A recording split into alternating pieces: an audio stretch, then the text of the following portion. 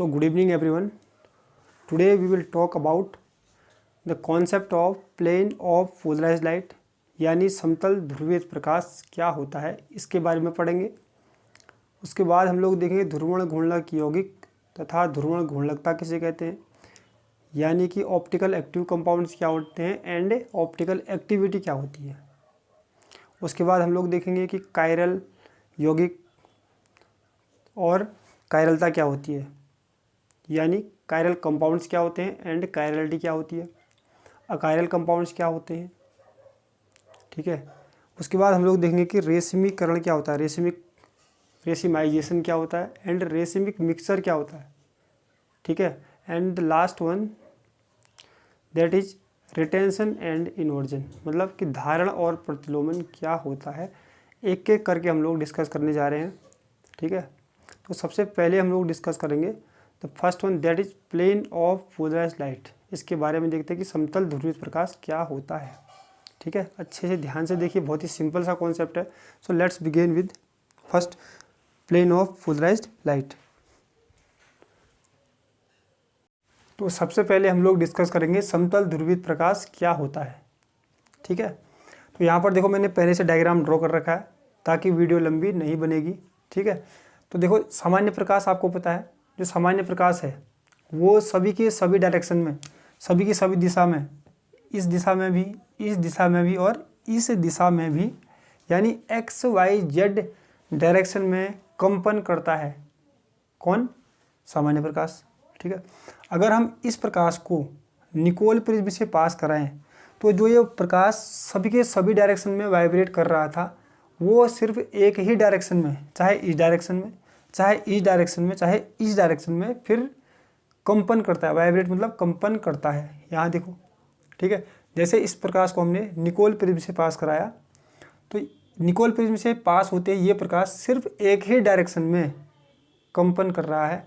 तो ऐसा प्रकाश जिसको समतल ध्रुवित प्रकाश से जिसको हम लोग निकोल प्रिज्म से पास कराने पर सिर्फ एक ही दिशा में कंपन करे उसको बोलते हैं हम लोग समतल ध्रुवित प्रकाश। मतलब एक ही तल में कंपन करे उसको क्या बोलते हैं हम लोग? समतल ध्रुवित प्रकाश। ठीक है। अब समतल ध्रुवित प्रकाश को हमने फिर पास करवाना है किससे? किसी यौगिक के सॉल्यूशन से। तो ये यौगिक का सॉल्यूशन देखना कौन? यह यौगिक का सॉल्यूशन इस प्रकाश को, किस प्रकाश को? समतल ध्रुवित प्रकाश को हो सकता है कि घड़ी की सुई की दिशा में घुमाए, घड़ी की सुई की दिशा ऐसे ही घूमती है। हो सकता है कि यह सॉल्यूशन इस प्रकाश को घड़ी की सुई की विपरीत दिशा में घुमाए। ठीक है। अगर यह सॉल्यूशन इस प्रकाश को, किसको? समतल ध्रुवित प्रकाश को घड़ी की सुई की दिशा में घुमाए, तो देखो ये अभी ऐसे था, अब ऐसे हो गया घड़ी की दिशा, तो उसको हम लोग बोलेंगे डेक्स्ट्रो रोटेटरी। हिंदी में बोलते हैं दक्षिण ध्रुवण घूर्णक। ठीक है। और इसको हम लोग शॉर्ट में लिखते हैं डी फॉर्म, क्योंकि डी मतलब डेक्स्ट्रो रोटेटरी। ठीक है। डेक्स्ट्रो रोटेटरी एक लैटिन वर्ड है। इसका मतलब ही ये होता है दाहिने हाथ साइड। ठीक है। इसके आगे हम लोग प्लस भी लगा सकते हैं। अगर घड़ी की दिशा में घूमे तो प्लस। ठीक है।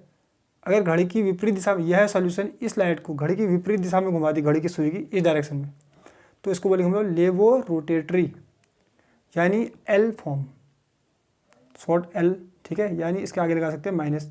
हिंदी में इसको बोलते हैं वाम ध्रुवण घूर्णक यौगिक। ठीक है। तो ऐसे यौगिक, इन दोनों की बात कर रहा हूँ मैं, ऐसे यौगिक जो समतल ध्रुवित प्रकाश को घूर्णित कर दे, यानी घुमा दे। कहाँ को घुमाएगा?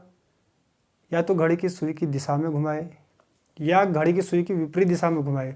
तो ऐसे यौगिक को हम लोग बोलते हैं ध्रुवण घूर्णक यौगिक, यानी ऑप्टिकल एक्टिव कंपाउंड्स।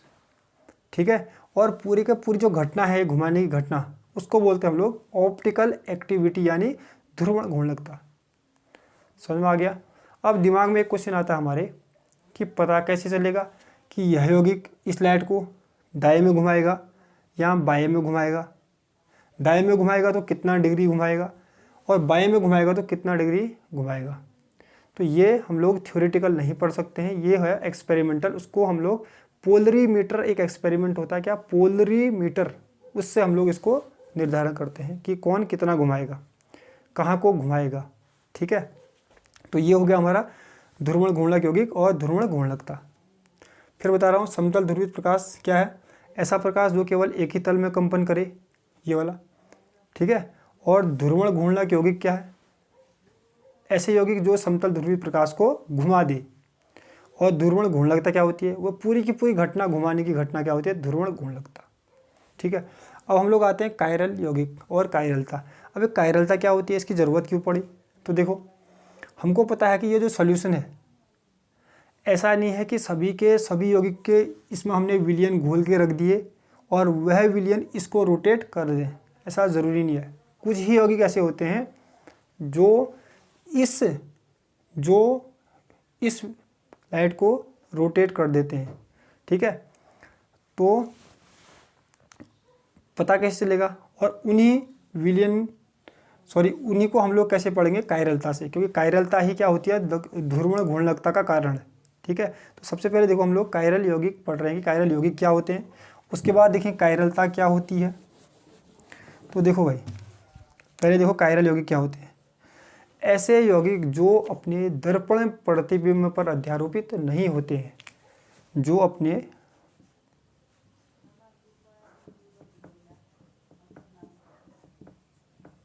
दर्पण प्रतिबिंब पर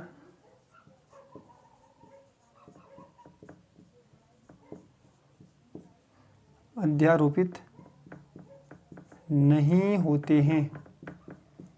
इंग्लिश में बात कहें तो those compound which are non superimposable on their mirror image. ठीक है, तो समझते हैं दर्पण क्या होता है, आपको पता है शीशा। प्रतिबिंब क्या होता है हमारा, अगर मेरे आगे शीशा रख दें तो मेरा जो उसमें प्रतिबिंब, जो मेरी फोटो देखेगी उसको क्या बोलेंगे, मेरा दर्पण प्रतिबिंब।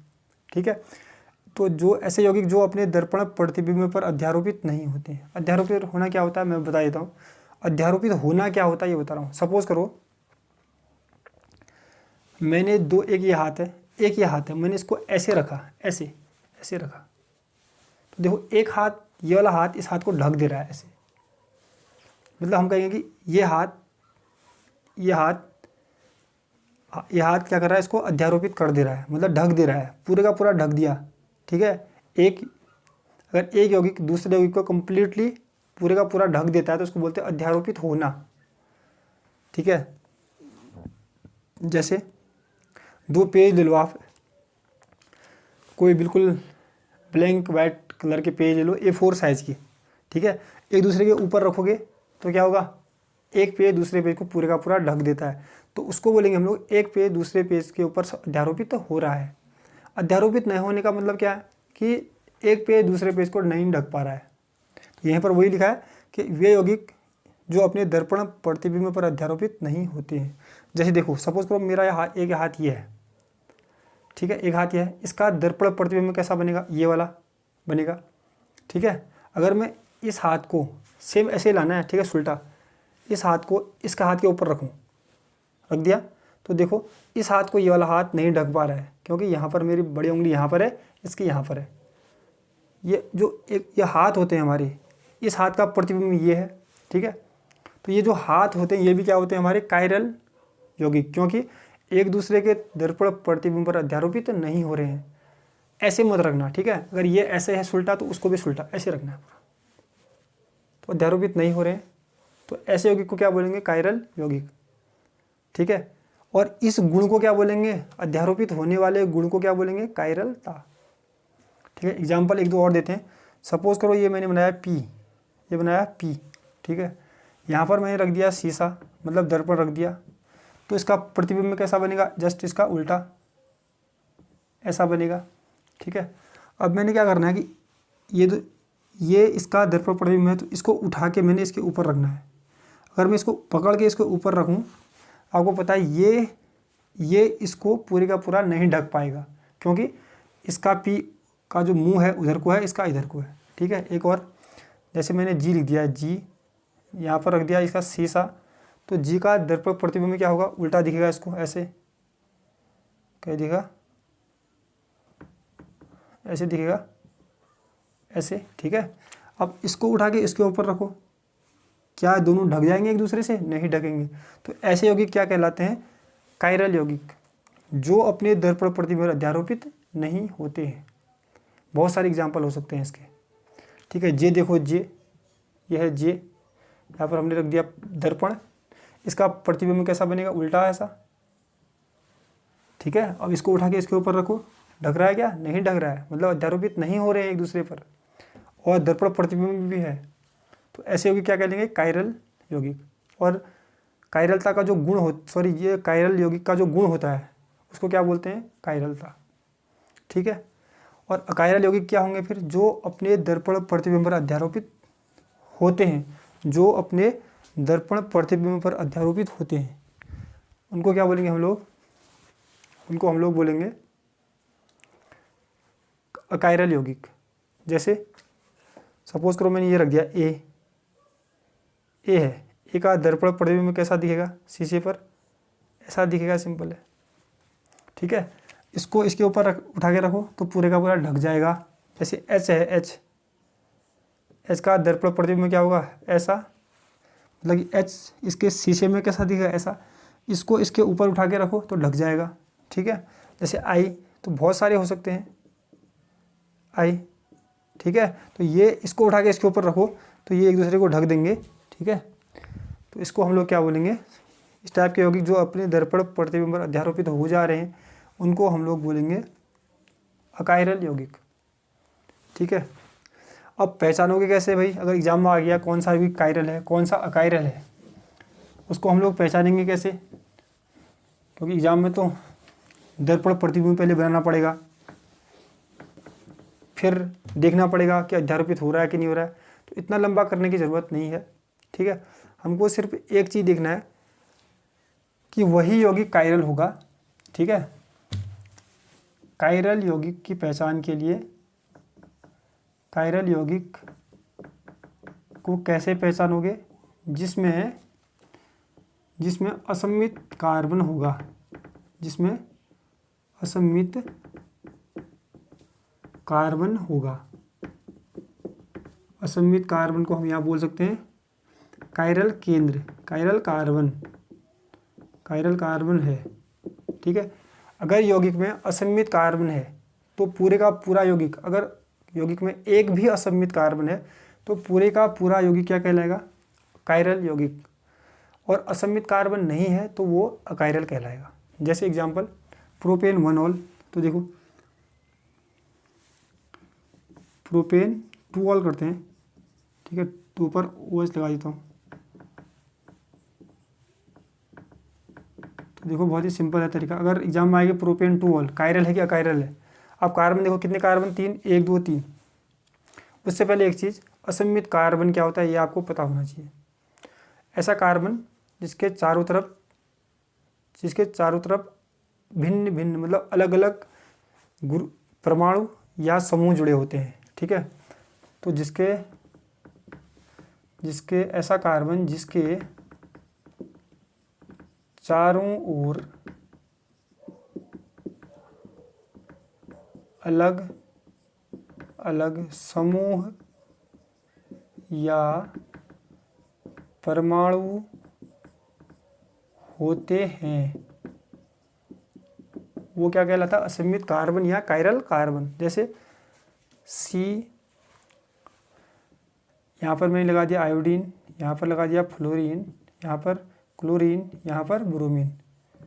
तो देखो ये कार्बन जो है इसके चारों ओर ये भी अलग है, ये भी अलग, ये भी अलग, ये भी अलग। तो इसको क्या बोलेंगे हम लोग? असममित कार्बन। इस कार्बन को क्या बोलेंगे? असममित कार्बन या कायरल कार्बन, ठीक है। और जैसे ये देखो मैंने ये लिख दिया CH, फ्लोरीन, क्लोरीन, फिर मैंने S लगा दिया।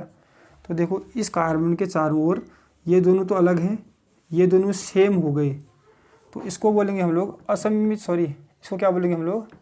ये जो यौगिक होगा इसको बोलेंगे असममित कार्बन। इसमें यह असममित कार्बन नहीं है, यह है सममित कार्बन।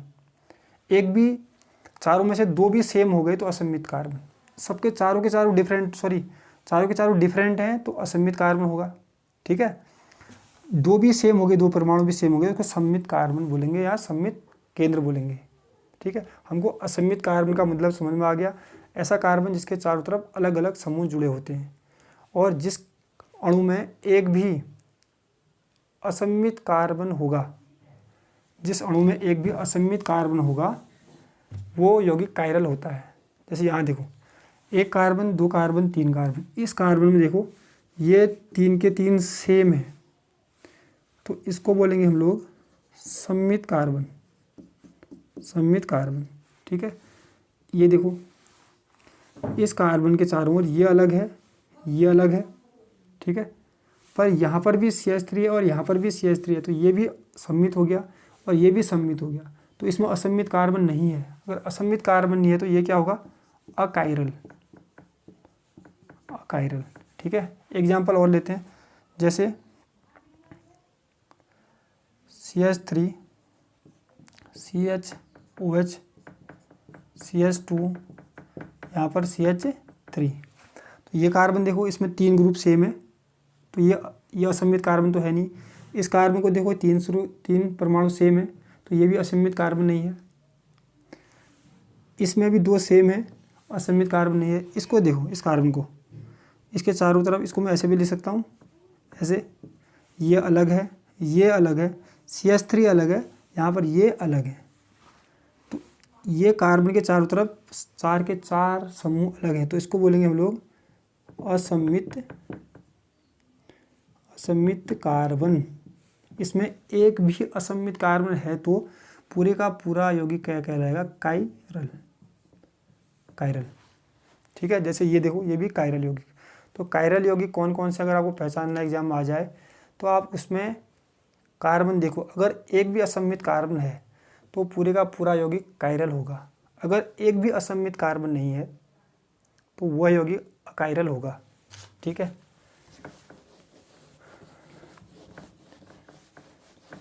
एक दो एग्जांपल और ले सकते हैं। ठीक है, एक दो एग्जांपल मैं दिखाता हूँ आपको पहले।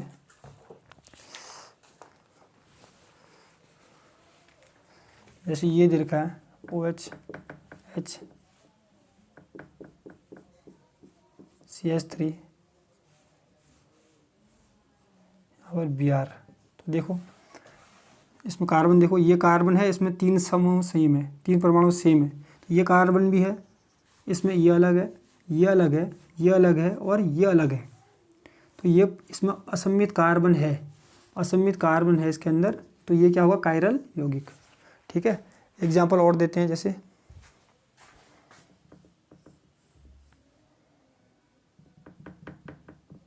ये H है, ये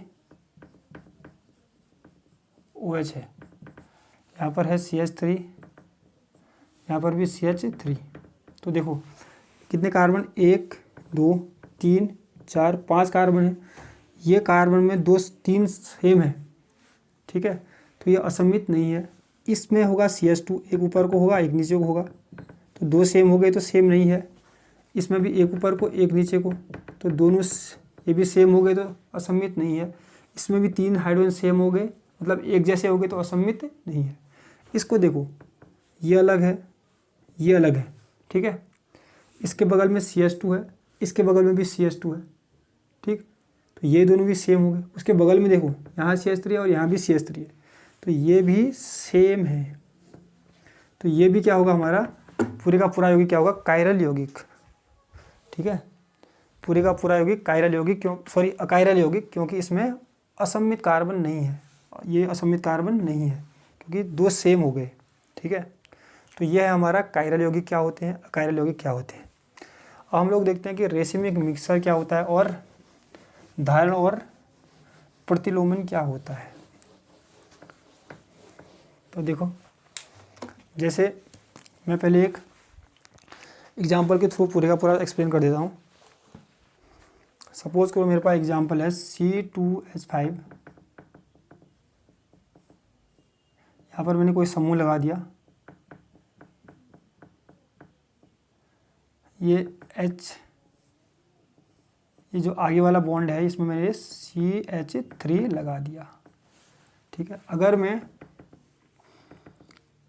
X को रिप्लेस करता हूँ, उसकी जगह Y लाता हूँ, तो Y आएगा, X बाहर जा रहा है तो X माइनस Y उसकी जगह में जुड़ेगा। कैसा बनेगा ये C2H5 यहाँ पर आ गया,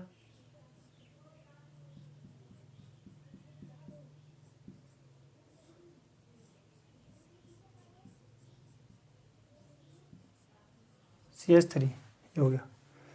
ठीक है, अगर मैं एक काम करूँ, Y को ऐड कराऊँ पीछे से, X को निकालूँ तो क्या बन जाएगा C2H5, ये H उधर चले जाएगा, ये CH3 उधर चले जाएगा,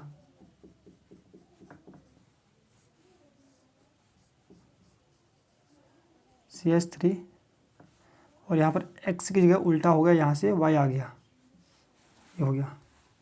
इसको मान लेते हैं A और इसको मान लेते हैं B। अब इसमें ध्यान दो, अभी तक क्या हो रहा था कि जो X है, X इस दिशा में लगा हुआ है, इस डायरेक्शन में, ठीक है, मतलब दाएं साइड लगा हुआ है।